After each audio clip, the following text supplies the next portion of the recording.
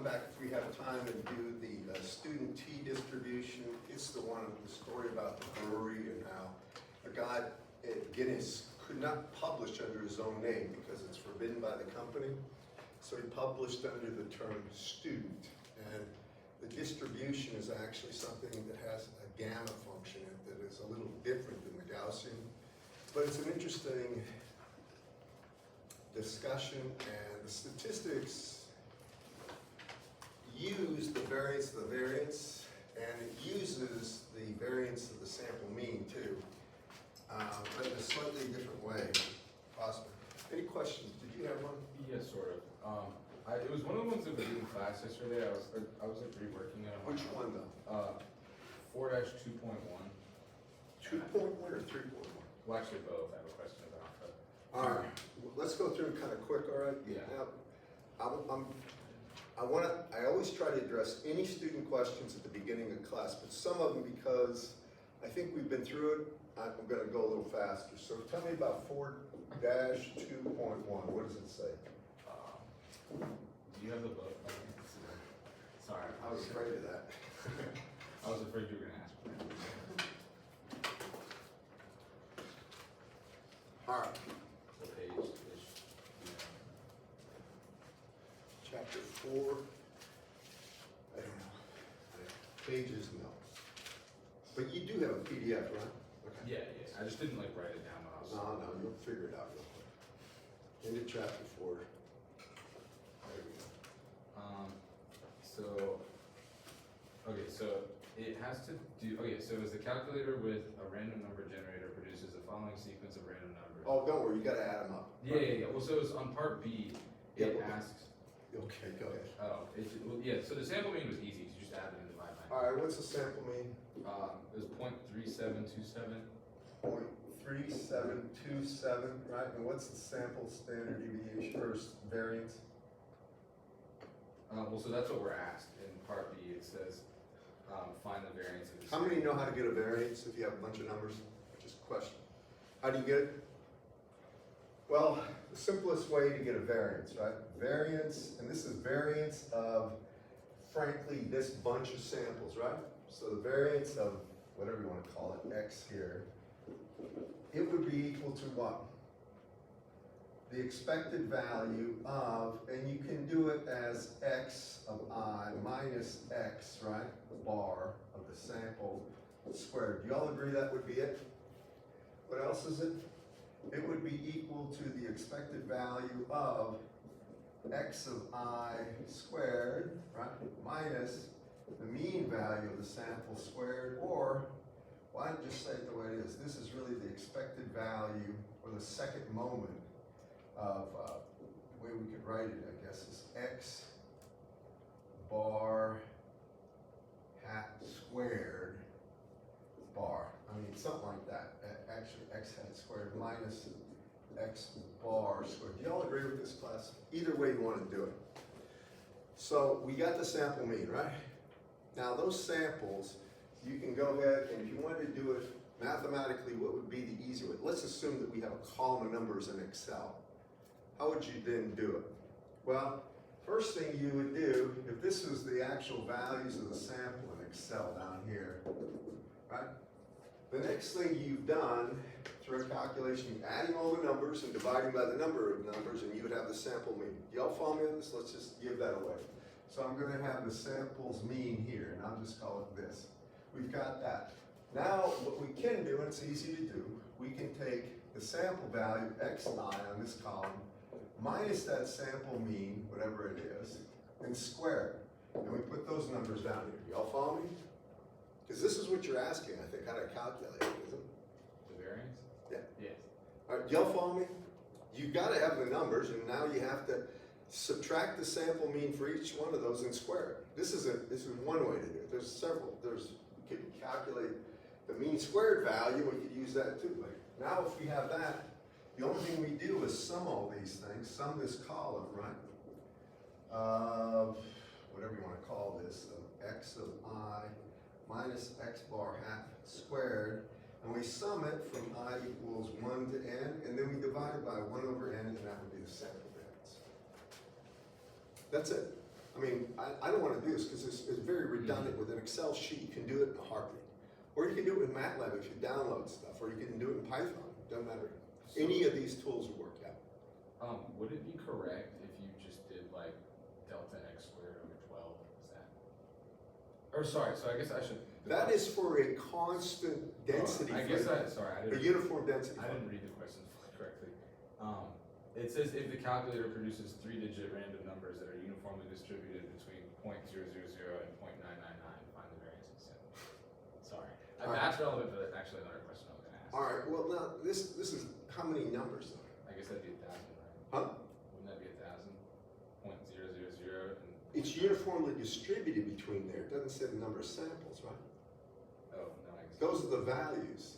Okay. Anyway, if it's uniform, I'm gonna, let me get to a different issue here real quick. All right, anytime you have a uniform density function, basically if they say something theta is evenly spread between minus pi and pi, the density function, that means the height of that has to be 1 over 2 pi. Width times height has to be 1, right? Uniform density. If we have that, now we have the density function. Now, if you want the value of the variance, right, that would be the spread, or 1 over 2 pi squared, and then it would be over 12. Do y'all remember doing that one, class? That's what it would be. It's just a straightforward formula that comes from the knowledge of the fact that density function is invariant. It's uniform, basic, constant. All right, now we'll get to the essence of your question. That's just the method. Yeah, so that's, I was just confused because. What was the other one you talked about? Oh, so that was what so it asks when you're in 4-3.1, it asks if using those numbers. And it says for the random numbers given in 4-2.1, find the sample variance if an unbiased estimator is used. So then, I guess Okay, now hold it, the sample variance, right? The variance, not of the mean, but of the samples, right? All right, that's different. Now that's why. So he's talking about the sample variance. That's S squared. S, and this is gonna be S squared bar of the sample. He wants unbiased or biased? Unbiased. Well, if it's unbiased, then it's going to be n minus 1 over n sigma squared, where sigma squared would be the actual variance of the sample. Do y'all remember that, class? Right? Do y'all remember this? This is going to be unbiased. The biased would simply invert this. We have n times n minus 1 times this to get that, because then it would be exactly equal to sigma squared. But go ahead. Well, that's, so that's part A. And then part B is find the variance of this estimate of the population variance. So this is variance to the variance. Y'all with me? Biased or unbiased? I'm guessing unbiased because it doesn't specify again. All right. So if he wants the variance of S squared bar, that's going to be, if you remember this one's kind of neat. It's going to be n over n minus 1, right, squared. Now this is the variance of the variance, and then you get what? U to the 4th, right, minus sigma to the 4th. Those are the class of problems we did. Do y'all remember that? Is that a formula or? Well, I'm trying to recall now. Something tells me there's more to this than I'm missing. All right, hold on. Everything, if you, give me 1 second.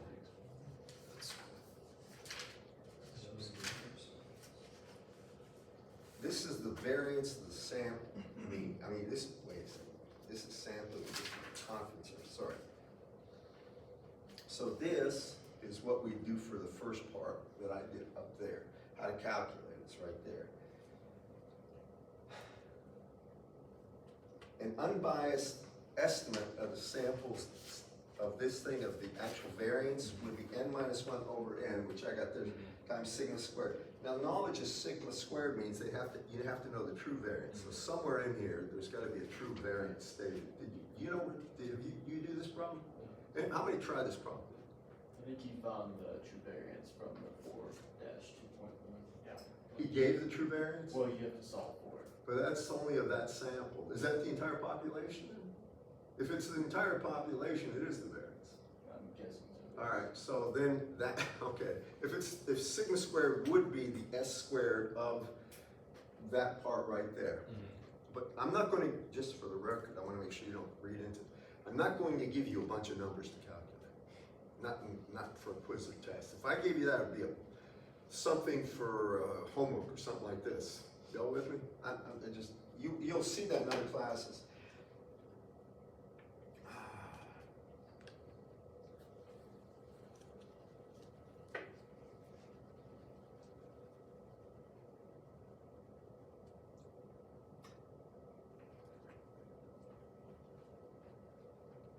And here's what I was doing right here. The variance of the variance is right there. U to the fourth. This is the biased and this is unbiased. Yeah, so I was just gonna ask though, like, so when you're doing the u to the fourth, you end up, right, with like the summation thing, but squared and also. Well, first, what is U to the fourth? Are You take each one of these numbers here, right, to the fourth power. Y'all follow me? This is, wait, it's a central moment. I take it back. So then it would be basically xi minus x bar to the fourth power. And then you'd have to sum them all up Okay. and divide by the number. Okay.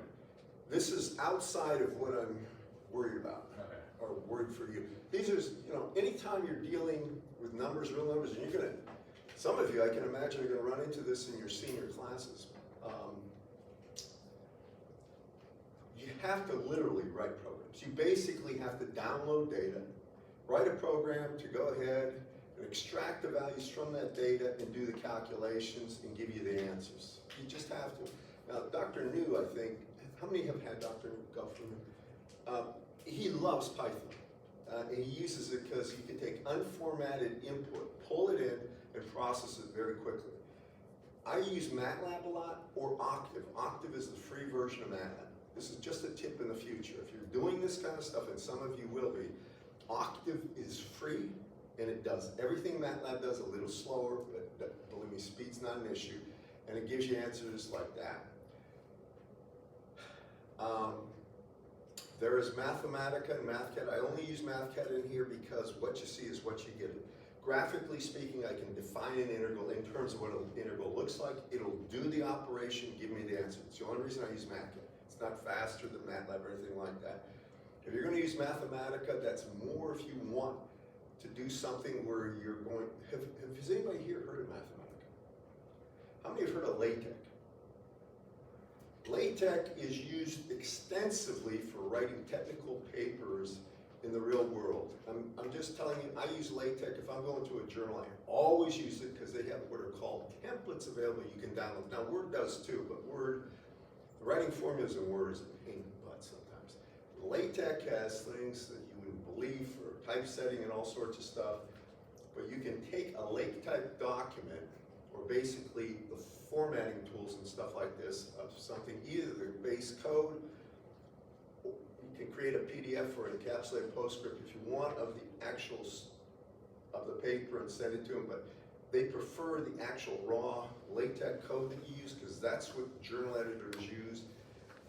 And LaTeX is used almost extensively for technical documents, all internationally, everywhere. Word is used by the US government.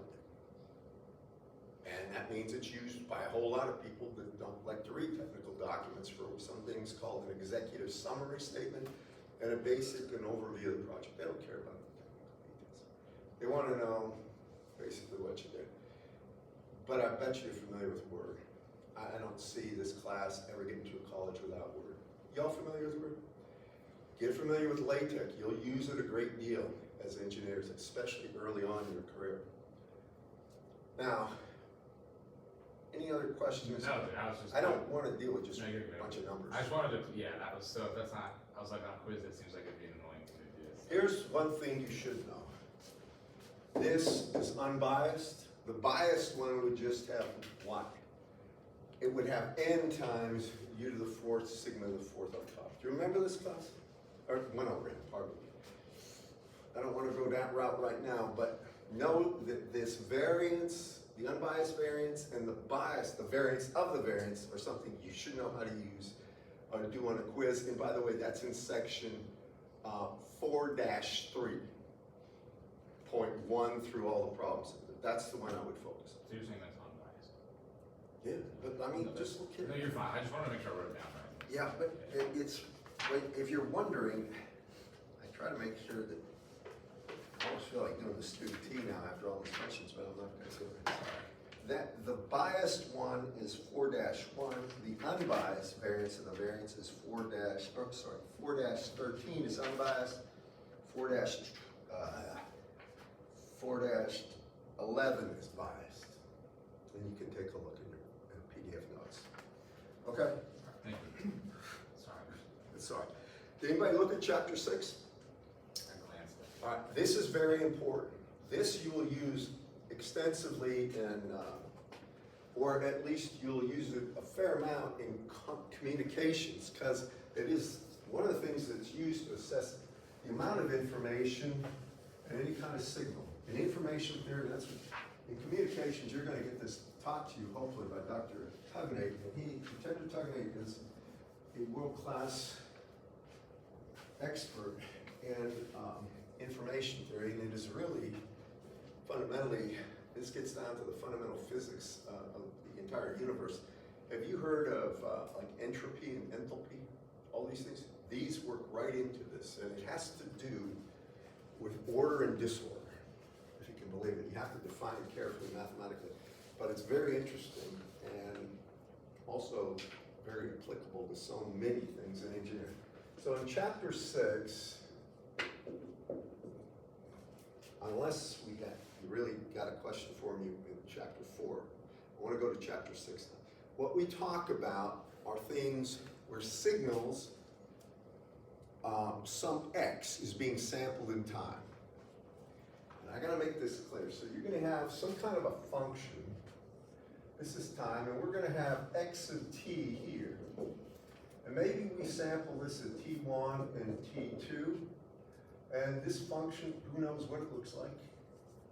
So I'd sample right here. Here's my x1. And then here's x2. Now, this type of a sample can have a time average in time, but it also can have an average based on density functions. And if I say, and he does this, if I say that x1 of t, and the way he does it in his book, and you have this in the early part of this book, he gives you some nice, he gives you a lot of information, but in chapter 6 is correlations, and he's going to say we have things that are, and I'll get to, we're going to deal with autocorrelation right off the bat, and he's going to talk about ergodic and non-ergodic signals and wide-sense stationary and things that aren't wide-sense stationary. What I want to do is just give you an overview of this. How many have heard the term either ergodic or wide-sense stationary? Anybody? Only thing it means is if you have something in time and you looked at the expected value of x of t in time, it would be the same thing.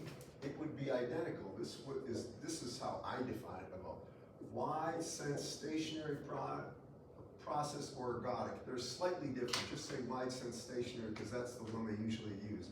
Would be equal to the integral of x times f of x dx from minus infinity to infinity. And if you look at this, this is the fundamental definition of the mean. If we knew the density function f of x, we multiply it by x and integrate it over the range, we get the value, right? Here, an estimate in time would be something where I would take in the limit as t goes to infinity of 1 over 2t, the integral from minus infinity to infinity of x of t dt, that would be the mean value too. Y'all see this? However, if the standard deviation of this function and the mean value would change over time, y'all follow me on this? Basically, think about this. Suppose the signal is some random signal, but it's amplified in magnitude.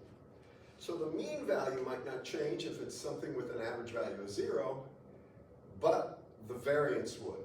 And if anything changes in time, it is not ergodic or wide-sense stationary. That's the easiest way to think about it. So what are some good examples of ergodic processes? Well, or a wide-sense stationary process, probably noise. Noise, just regular white noise, assuming temperature is not in any way, shape, or form changing. In other words, temperature is constant for an electronic device. The statistics involved with white noise, they will be Gaussian in nature, and they're constant. It doesn't matter if you do time averaging or using the density function to get the mean value, you get the same value. All with me? So that's really it. Wide sense stationary, nothing varies with time, nothing statistical. Mean value stays the same, standard deviation stays the same, all the moments stay the same. And that's generally true for most things in the real world that are caused by the natural environment. Most things. There is something called the diurnal cycle. Basically, the Earth is revolving. Average temperature changes as you get, the darks. Basically, in the dark, the average temperature goes down. So it's not truly ergodic, but for short periods of time, it is. That's the way you look at these things. And it has a lot to do with signal processing in the environment. For radar, we assume wide sense stationary all the time for the noise distributions. If we didn't, we couldn't do most of the stuff we do. All right, that's enough about that. Okay, and I'm not going to ask you to prove it. I just want to make sure you understand the concept. Nothing changes with time statistically. It's wide sense stationary. Did anybody read that in the book? Did you, by any chance, or not?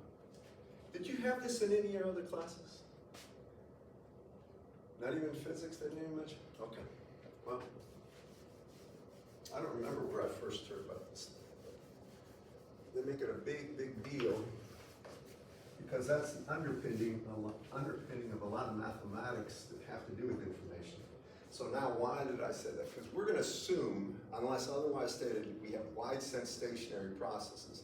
And I'll show you how you can figure out some of the things about wide sense stationary, or what would happen if it wasn't wide sense stationary later. So now we're going to talk about a signal, and we're going to have some signal x of t, and we want to see how x of t is related to itself. And this is called autocorrelation.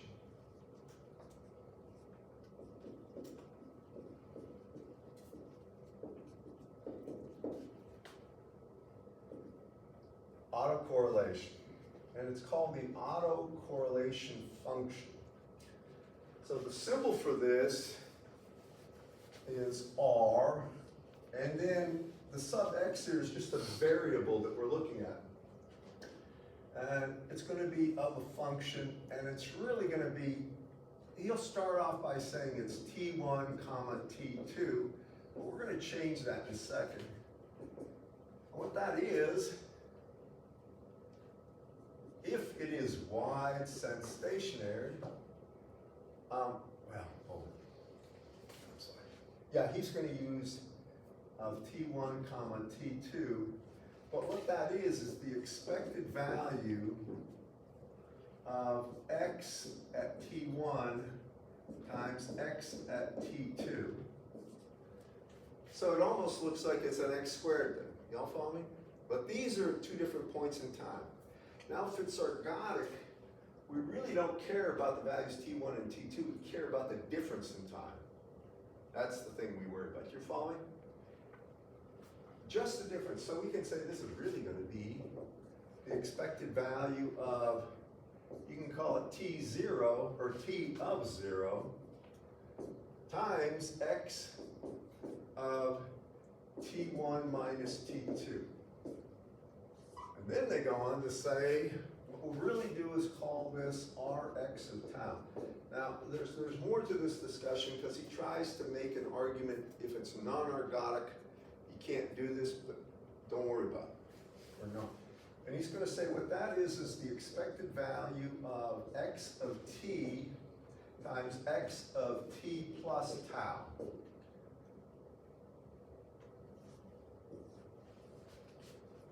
Now, if you look at this, this can either be the limit as t goes to infinity of 1 over 2t, integral from minus t to t of x of t, of t times x of t plus tau dt. This would be how to do this calculation in the time domain, but if it was ergodic, it would be a double integral,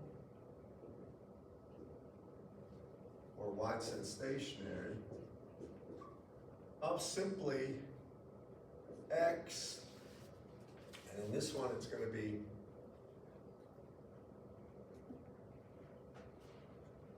and he calls it really x1, x2 times f of x1 comma x2 dx1 dx2. Let me explain something. Here I'll call x1 x of t and x2 here equal x of t plus tau.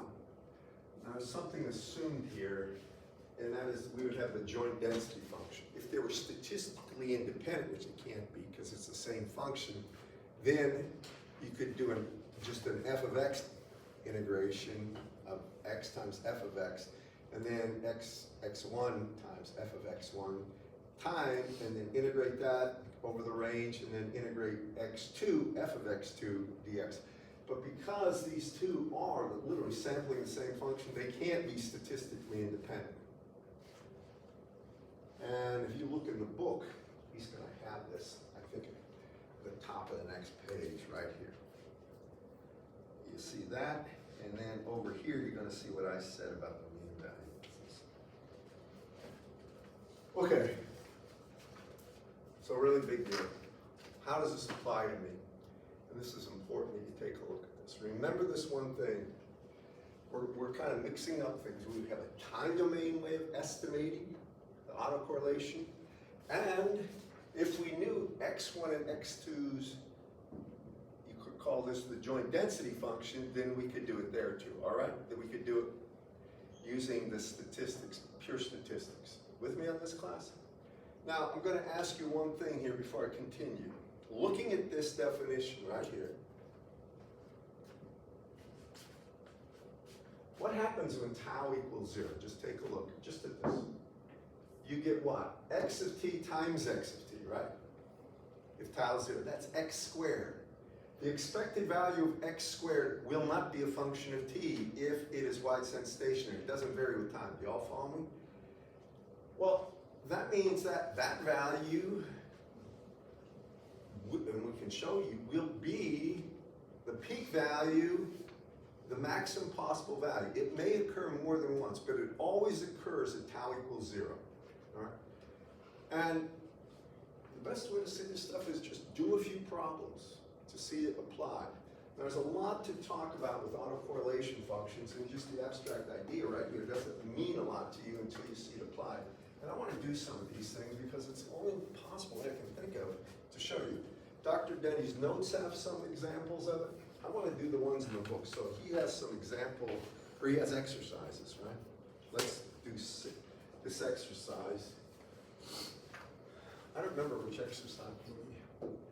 I did these, I think. This is an exercise. And what does that ask for? A random process has sample functions of the form x of t is equal to a for t is greater than or equal to 0 and less than Stop for a second.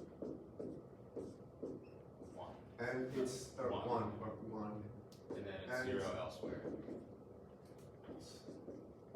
So what he's got is something, he gives you some information, but A is going to have statistics. Now I just want you to just stop for a second. First, what does that look like? Well, in time it looks like this.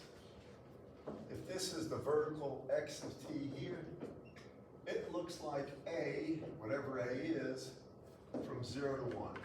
Period, right? That's it. Y'all agree with this?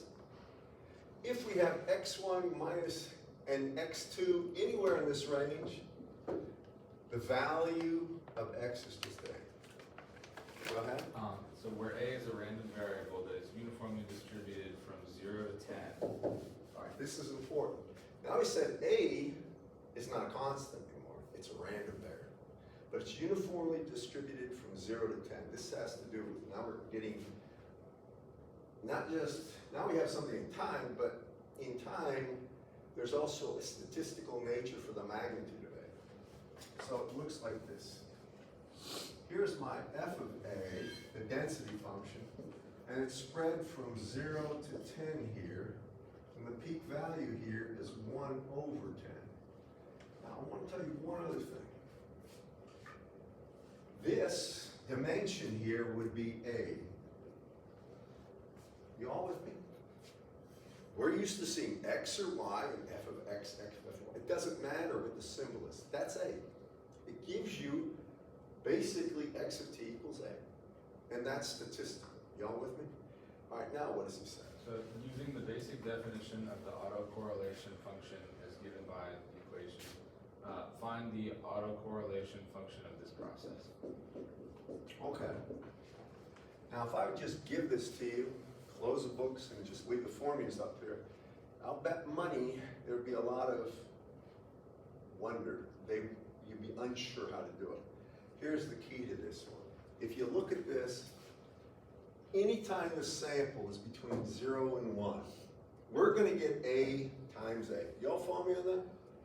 Anytime either of the samples are outside the region from 0 to 1, we get 0. Okay. Now, if you look at this, so basically, I'm going to get the expected value of A squared here, because it would be A times A if T1 and T2 are between 0 and 1. Does that make absolute sense to everybody? Remember, if you look at this, we're going to multiply with the definition of the autocorrelation function. If you just look at the time values here, T1, T2, Rx is going to be equal to the expected value of x1, or x of t1 times x of t2. And if you look at that, if either of these samples are outside of a 0 to 1 range, it's 0 times something, which is always 0. Anytime they're inside that, it's A times A, or A squared. Follow me? It's just that simple. So this is a very simple problem, but the translation from words to math sometimes gets garbled. And then it's equal to 0 else. Okay, now we've got to find that. How do you find the expected value of A squared? I think we know it. How would you do it? Anybody? You use your PDF, so you would. We got a PDF, right? So how do you get the expected value of anything? You take the integral of over the range, first of all, correct? So I'm going to go from 0 to 1, right? That's the only thing that has a non-zero value, correct? Or is it? I did this on purpose. We're going to do this in the statistical domain. The range is from 0 to 10. Y'all follow me on this? This isn't going to be a time domain integration. Do you follow me, class? This A can vary from 0 to 10. It's 0 outside that range. So the actual goes, the range is from 0 to 10. The next thing you put in is what? A squared, right? The expected value x squared. Now we put in A squared. It's just a variable, just like x. Now we have to multiply that by the density function, correct, class? Density function is simply 1 over 10 dA. Just take a look at this. It should make sense to you, right? Density function times x squared integrated dx would be the expected value of x squared. Translate that to a squared times the density function, which is 1 over 10 integrated. You don't need a calculator for this one. Just hang on. Integrate from 0 to 10. What do we get? So we're going to get a cubed over 3 times 10, evaluated from 0 to 10, That's really going to be 10 squared over 3, and it should be 33.333. And that's what it should be right here. Isn't it 10 cubed over? Yeah, but it's 10 cubed. Oh, yeah, you're right, you're right. You got the 10 downstairs. That's the only thing. Y'all with me, class? Everybody says it's not easy, but it's that hard too because it gets confusing. So this part right here is 33.33. Is that, I believe that's the answer. That's right. Don't quote me. Okay? So for the bounds on the RX, you do it within the top domain, right? Careful to talk. Remember, what we have to do is first determine where A times A occurs. And that's only between 0 and 1, right?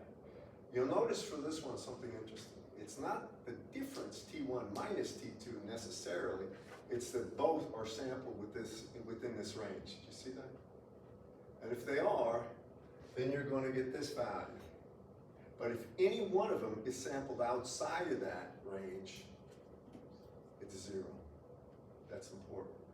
But to get the value of A squared, because it's the expected value of A squared in that range, now we have to go over to the statistics. The density function times A squared and integrate it over the possible range of A. In other words, there's a little more to the problem just right now, this expected value of A squared. That's the important thing. And it didn't have to be constant. I could have made it a sign, follow me. I could make that any functional form I want, as long as I define it mathematically, and you should be able to get the mean squared value, right? Because that's what it is in this case. All right? Okay. Now, let me do the next one, because this is where I think you see. Is there another example in there or not? There's an exercise 6-1.2 right after. All right, let's do that one. A good thing a natural question is, so what? Well, when you look at autocorrelation functions, when you take the Fourier transform of those, that's in a frequency domain, and they give you information about where the signal's energy/power is in the frequency domain. That becomes critical, because there's something else I should say about this. To do this is something mathematically you can do fairly quickly. Well, I say fairly, if you have a computer, a modern computer.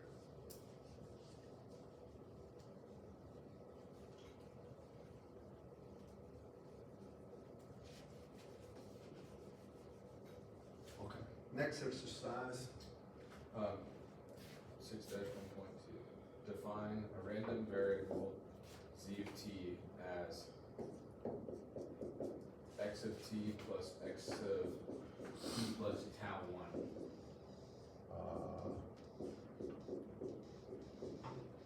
Tau 1 is not the separate, it's a constant, like 0.1 or 0.2, something like that. And it says where x of t is a sample function from a stationary random process whose autocorrelation function is Rx of tau is equal to exponential negative tau squared.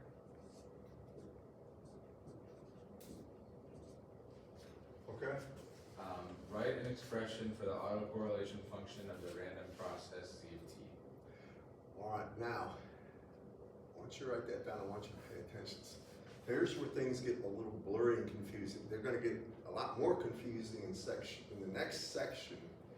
But you got to have your head on straight. This tau 1 is like a constant, a real constant, like 0.1, 0.5. You got that? So tau 1 is a constant. The next thing you have to take a look at, that is the autocorrelation between this function. So knowing that, we basically know the expected value of x of t times x of t plus tau. That is Rx of tau. And tau here is really T1 minus T2, if you want to be specific about it. It really doesn't matter what it is, but that's what the definition says it is, okay? It's wide sense stationary. That means statistics don't vary with time. That's critical. Don't vary with time. Okay, now they want the autocorrelation of z, so they want r, not of x, but of z of tau. Can everybody follow me on this? All right, now, so we have z of t, so z of t plus tau. I'm going to need this also, but I've got to make sure that's z of t, so I'm going to have z of t plus tau is going to be x of t plus tau plus x of t plus quantity tau plus tau 1. Can everybody follow me on that? By the very definition of the autocorrelation function, I have to take z of t and I have to take z of t plus tau. And I'm going to do it right here. So I'm going to say this is the expected value of z of t times z of t plus tau. And that, if you look at this, is the expected value of, and I'll write this down right here first. So I'm going to put x of t plus x of t plus tau 1. This is where it gets irritating, and you have to be careful of bookkeeping. X of t plus tau plus x of t plus quantity tau 1 plus tau, or tau plus tau 1. And I've just restated the z of t and z of t plus tau 1. Now I have to go ahead and expand it. I've got to multiply it out. So I get the expected value of x of t plus tau plus the expected value of x of t times x of t plus quantity tau 1 plus tau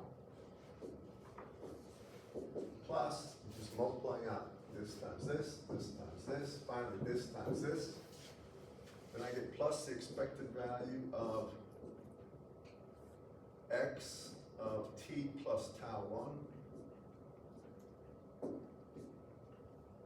1 times x of t plus tau. And finally, the last one is the expected value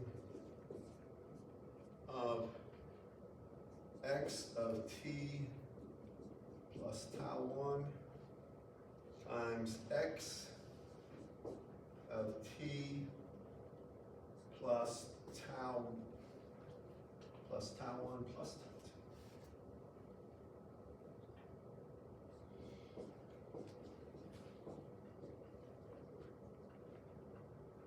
Tau plus tau 1 plus tau.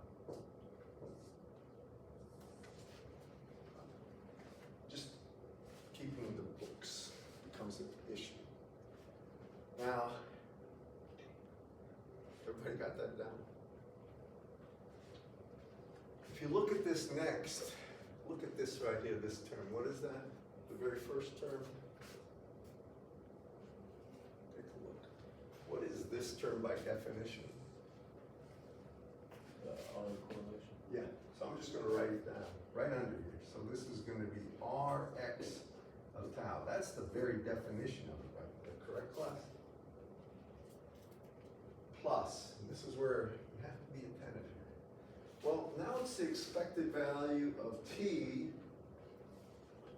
times x of t plus, not tau, but tau 1 plus tau. Y'all see that?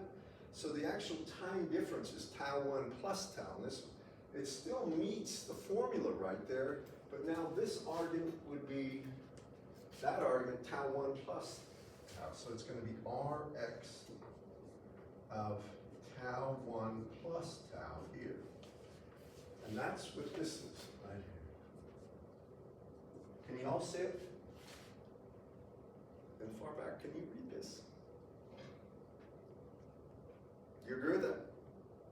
keep going. What's this one? Well, what's the difference in time?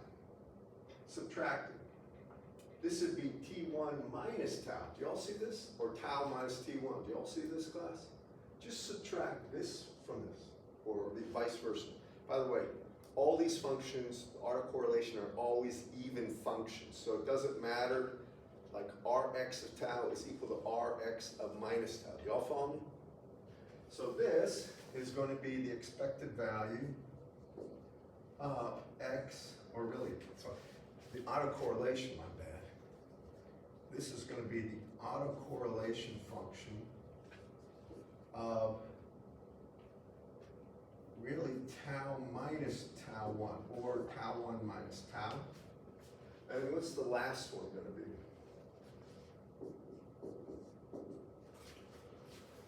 Remember, just subtract out T1. I get x of t, and then I'm going to have x of t plus what? Tau 1 plus tau minus tau. You see tau 1. So that's really going to be equal to x of tau. Y'all see this, class? Can you see it back here?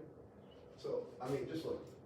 That times that. Subtract out t from both of them. I'm sorry, tau 1 from both of them. I get x of t, and then I get x of t plus tau. That is Rx of tau, right?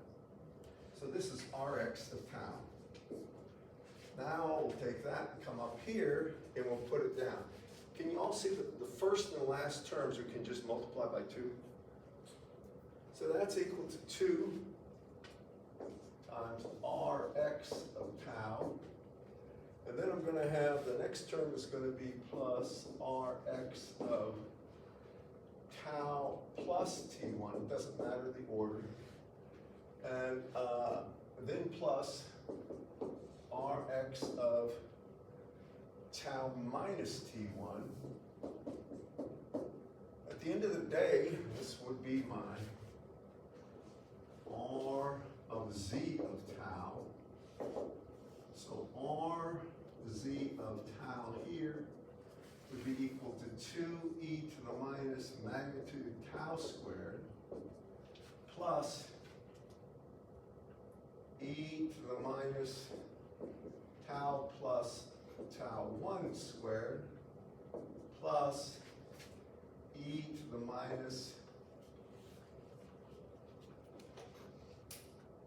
and this is going to be tau minus tau 1 squared, and that should be the answer, I think. See? Is that the answer? They have e to the minus tau 1 squared. E to the, this. On the second. Oh wait, oh, maybe you just flipped it. It doesn't Yeah, matter. yeah, that's right. This is the right answer. Got a question for everybody, just listen. So this is the autocorrelation of Z, right? I want you to look at this for a second. A legitimate autocorrelation function always has the peak value. There may be more than one peak, but always has a peak value when tau equals 0. Y'all follow me? If tau equals 0, what do you get for this one?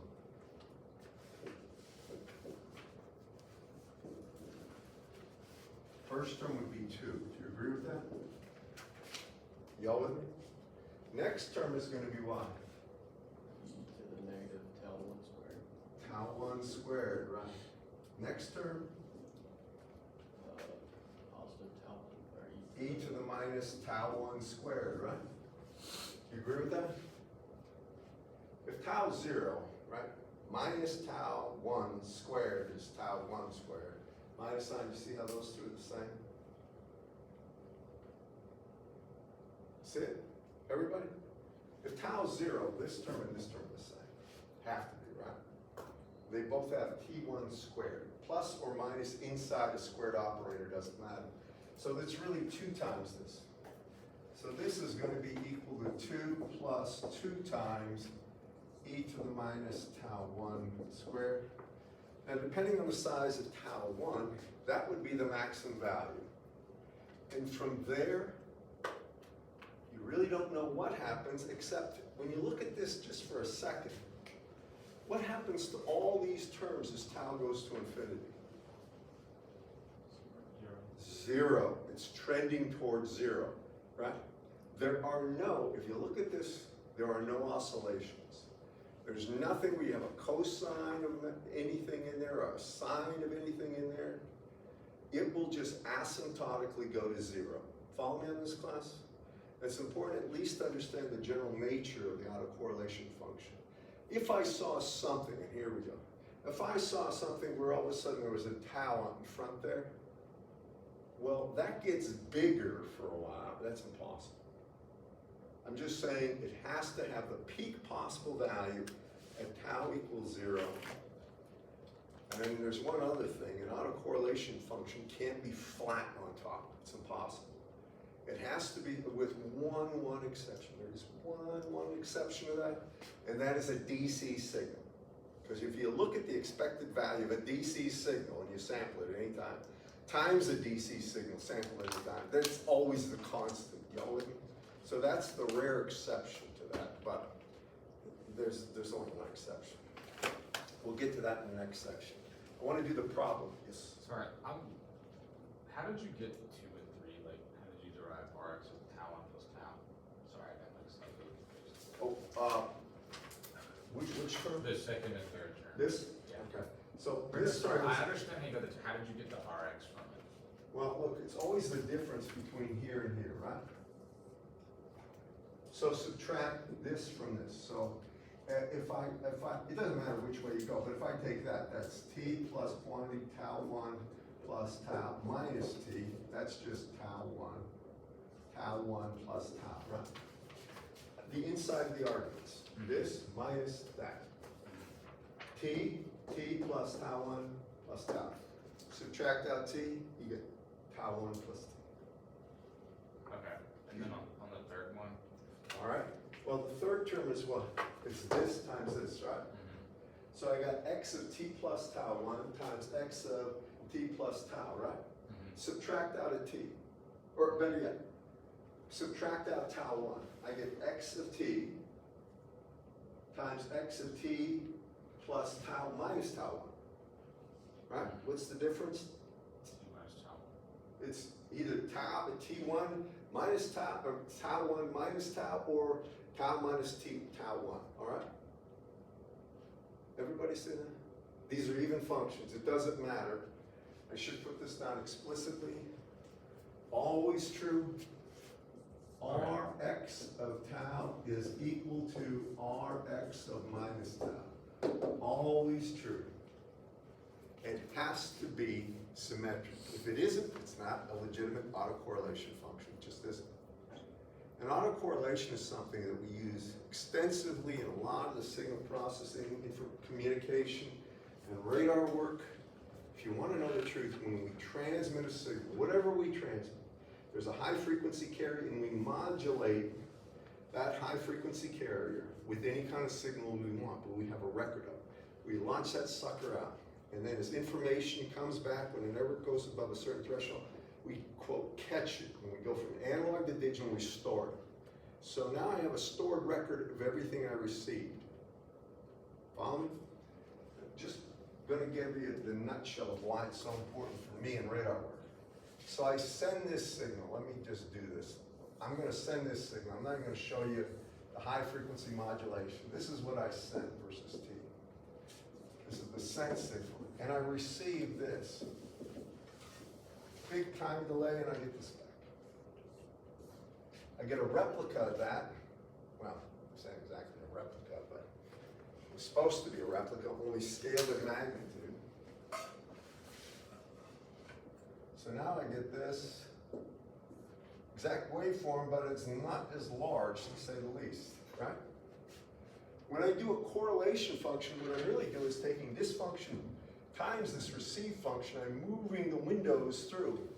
And when all of a sudden the windows overlap like that, that is a scaled replica of this. And when I multiply term by term and integrate it, I'll get the maximum possible area. Does that make sense then? Now what I'm doing is, I'm moving this function this way, and it's really being moved where I'm gonna have tau as a time difference. I just want to finish this point, why it's so important. So when now I look on my scope, or I mean on my, really on my display, and I see in time, you can do these high-speed operations. You can take that signal that I received, go from A to D, start, and then you can easily take that information and start moving what you sent. Basically, start moving them over by 1 bit at a time. And then multiplying, it's very easy to do this, multiply and integrate the sum. It's a very easy operation. I start looking and all of a sudden I see this. And I know right there is the time delay. Follow me? That would be the total round trip time delay. Y'all follow me on this? Now I know that C, the speed of light times that time delay, is equal to 2 times the distance. Do y'all follow me? So what I do down here is I say this point right here is equal to 2 times, really, it's equal to C times tau is 2R, or I can say that R itself would be equal to C tau over 2. So then down here I can plot another thing where I have a range down here. I have R equals C tau over 2, and I can see how far away that target is. That's one of the little, very basic radar operations. Now you guys know, if you had, has anybody heard echoes in here? I assume everybody has, right? You go to the Grand Canyon, you go to a place with large walls, comes back. Your voice, time delayed and scaled in magnitude. Well, you can figure out how far that wall is if you're blind and you know something about the velocity of sound, the median. Now listen, 1, 1,000, 2, 1,000, 3, 1,000. Okay, it comes back. So how far would be the first reflective point? Well, I would take 2 times that distance, right? And I would divide that by the velocity of sound to get the time delay, right? Or I take the time delay times the velocity of sound divided by 2 to get the distance. Does that make sense to everybody? And you can easily figure out distance from that on a basic echolocation. Radar is much more involved in that. You don't get one return, you're going to get hundreds, maybe thousands of returns, and you do high-speed autocorrelations on this stuff, and it gets the mean time delay, and they can figure out the range very accurately, along with a lot of other things like velocity. Have you got EMAG 2 in here? Or you're having EMAG 2, some of you, right? Have you had it yet? All right, well, you know what Doppler shift is? You can do Doppler very easily with this stuff. Okay, now back to the book problems. I want to do these. Let me erase this. I've always felt, if I know really why I'm doing what I'm doing with like, do you remember Fourier series analysis? Anybody? You know, you take a square wave and you turn it into an infinite series. Why do that to a perfectly good square wave? The reason is you get all the frequency components, and those are the things that are important. If you know that beforehand, then you'll understand why you're doing it. Here, I'm just trying to give you an idea of one possible reason we're doing this autocorrelation, because it gives, that would be cross-correlation, what I've told you over there, but both signals are related to each other in structure,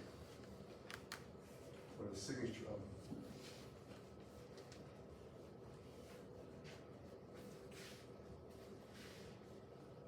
Something, I don't know if you realize this, but you know, your voice, you can recognize it like that. I don't know if you realize that. You know your voice, and you can pick it out of a crowd. It's unbelievable how fast your brain works to identify, that's my voice. Well, with an echo return, if you said a sentence, and it came back to you, you'd know you said that sentence and not somebody else. That's basically how bats navigate. They each have their own voice, and they listen for their voice returning, and they can do all the mathematical processing in their head to figure out range, distance, and speed. And it's amazing, with all the noise and everything else going on, how they can do that. They can. 6-1.1 in the back, the problem. I want to do this one.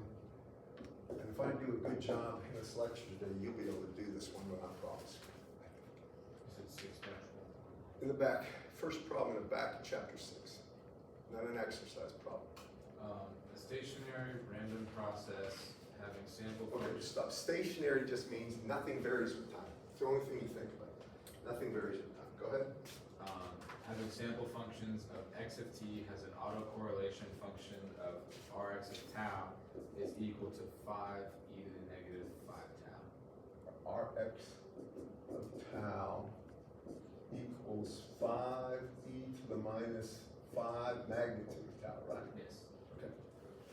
Another random process has sample functions of y of t Oh, y of t. is equal to x of t plus bx of t minus 0.1. We should have just left it as tau. Go ahead. Find the value of b that minimizes the mean squared value of y of t. Okay. First, we gotta get y. Mean squared value of y.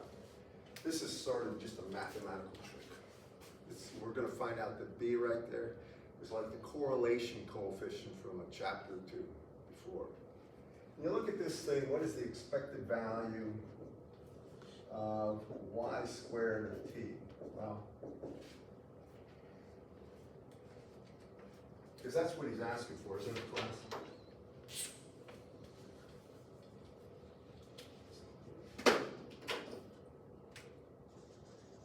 This one may work. So if I look at the expected value of y squared, it's going to be the expected value of quantity x of t plus b times x of t minus 0.1 squared. And that is the expected value of x of t squared plus 2 times b times x of t minus 0.1 plus b squared times x of t minus 0.1. Now, the only thing I've done there is squared out this term. Is everybody with me on this one? Let's break it down. So this is equal to the expected value of x squared of t plus 2 times b. B is a constant now. Expected value of x of t times x of t minus 0.1 plus b squared times the expected value of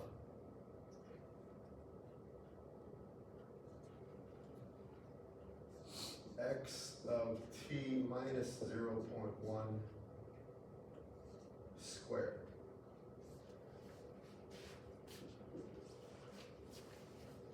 Okay, let me ask you a few things. Everybody with me? First thing is, what is the expected value, just the class as a whole, expected value of x of t squared? What is it and why? It's a wide sense stationary process.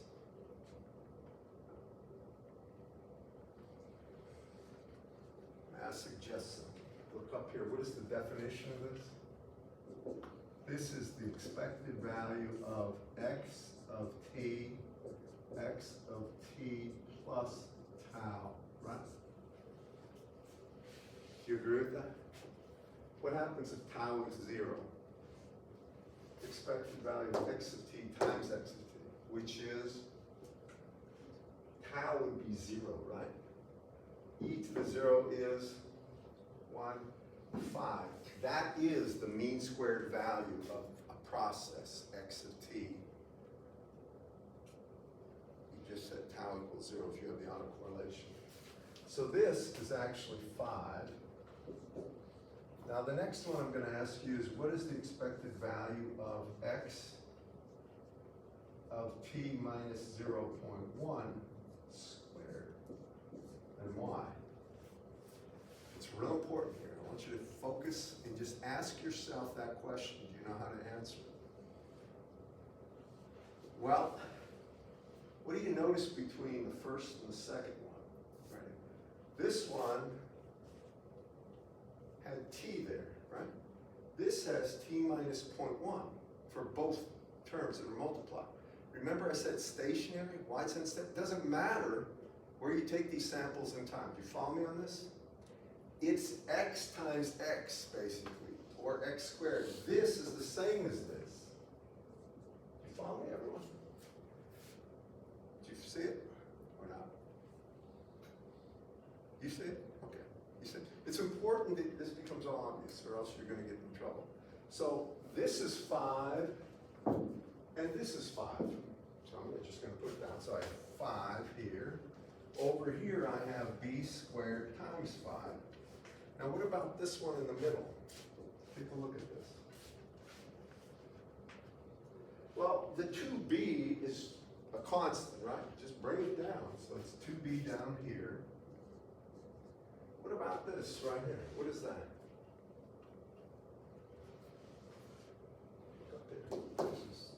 How about make tau equal to 0.1 or minus 0.1, right?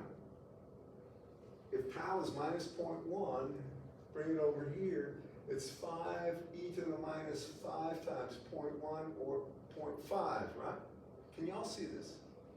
So this is really plus, and I'm just going to bracket this, 5 times e to the minus 0. There's a mistake in the solution manuals on this one. So let me go ahead and break it down. What this looks like is 5 plus 10b e to the, I should say 0.5 here, e to the minus, I'll put it minus 1/2, plus b squared times 5, or 5b squared. What I'm trying to do is just write this down here. Now, this is 10b. And that would be the expected value of that process. Expected value of y squared t. So how do you get the value of b that make it either a minimum or a maximum? What do we always do, class? Begins with a d. Take a derivative with respect to b. So now I take a derivative of the expected value of y squared of t with respect to b, the constant, and set it equal to 0.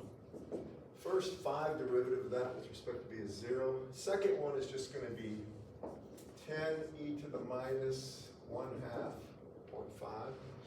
And for the last one, it's going to be plus 10b. Everybody see this? Now, what is the value of b that makes that 0? Well, I think you could see take, divide by 10, so I have 0 on this side, e to the minus 1/2 plus b, or b would be equal to minus e to the minus 1/2. I think that's minus 0.607 about. I did this one last night. In the book, he doesn't have a minus here or here. He has a plus. Now, that would be the value of b that would make it a minimum or a maximum, right? How do you figure out if it's a minimum or max? What? Just plug it into there, right? I mean, we should be able to see it. I mean, that's how I do it. So I think he asked for the value of the expected value of y squared when b equals that, right? Follow me? You can take another derivative, right? Look at the inflection, it's positive and minus. But basically, what I'm going to do is here, I'll put b back in. Y'all with me? So what do we get? So if b is equal to minus e to the minus 1/2 power, then I get the expected value of y squared of t, and this is where he has a wrong answer in his book. It's going to be equal to 5 times 1 plus, and that's b squared, or b e to the minus 1, remember, it's b squared, so the minus sign in front of that, minus e to the minus one goes away. And then it's going to be down here, that middle part is going to be minus 10, and it's going to be e to the minus 1. So finally, when all is said and done, we get what? We get 5 here, and then I have 5 minus 10, or minus 5 e to the minus 1. So I have 5 times 1 minus e to the minus 1. Is that 0.361, or I'm sorry, 3.16? Can anybody do that for me? He's got a wrong answer in the book. I think he put 16 down there. Elijah, you have a solutions manager. Does he have like 16 for the first one? There's a annotation on the side that says 3.61. No, I put that there. That's That- what I 3.61? Yeah, or 3.16. Is it 1.6 or 6.1? I don't know. I don't know, maybe I just close enough. I got One one. six. I got 1.6. 1.6? Is that wrong in the solution? Put 1.6 in there, that's wrong. 3.16, going once, going twice. So that would be the first part. You know, I'm over. Oh, no, I'm not. I'm actually on top. I want to do the next part. Come on, guys, just hang on. So, That was find the value of the minimum mean square value y to the second test. all right, now they give us stupid things. So they're going to say b can't be greater than 1. It could be negative or positive. So now how do you find the value of b? Remember here, look. How do you find the value of b that would make it a minimum? I'm going to give you a tip. There's no set way. Yeah, there is a set way. Plot. Just plot b from minus 1 to plus 1, this function on the vertical axis, right? That's one way to do it. That's pretty easy. Here's what I do a lot of times. Take b equals 0, see what you get. If b equals 0, what do you get? Well, I get 5. See what I'm talking about? I get 5, all right. Now that's 0. Now go to the positive part. If b is 1, what do you get? Well, I get 5 plus 5 is 10, right? Plus 10 e to the minus, it's bigger than 5. Follow me? It's going up on positive. Now go to the opposite side. Make it minus 1. So I have 5, right? Now, this is still minus 1 squared is 1. So I have 5 plus 5 is 10, right? Follow me? But it's 10 times minus 1, so 10 minus 10, or I would get what? I would have 10, and then it can be 1 minus e to the minus 1 half. You follow me on that one? That's a b is minus that. That's probably the winner. I don't know. What do you get for that? I'm not sure. This is one of them things. Is it 3.93? 1 minus e to the minus a half is, I don't know what that is. Is that 3.16? I got 3.93. Yeah, 3.93. And multiply by 10, you get 30, don't you? No. Or is that the answer to the whole? Yeah, I got 3.93 for the whole. And that would be the minimum. So b equals minus 1. Does he have that? That's where it's 16, but that's for, Yeah, he has the wrong value. It should be But the his b equals negative. yeah, b equals. -1. Yes. But you realize how I did that? I didn't take a second to wonder. Just look at the extreme. Take it at 0, plus 1, minus 1. Now you can argue, well, there could be another minimum. No. This is monotonically varying off of 0. It's either going up or down. It ain't going. It's not oscillatory. Okay. With me on this class? Here's what I'm going to ask you to do. For the quiz, it's going to be on the last section here, and in chapter 4, the last business we did there, the 4 dash, what is it, dash 3.1 through whatever the last problem is, and the problems here. Now this is pretty straightforward, but if you don't do it, you can get really fouled up with some of these things. That's my opinion. Please try to read the next section, 6.6 dash two, because there becomes more, say, complicated, kind of word, but it gets complicated.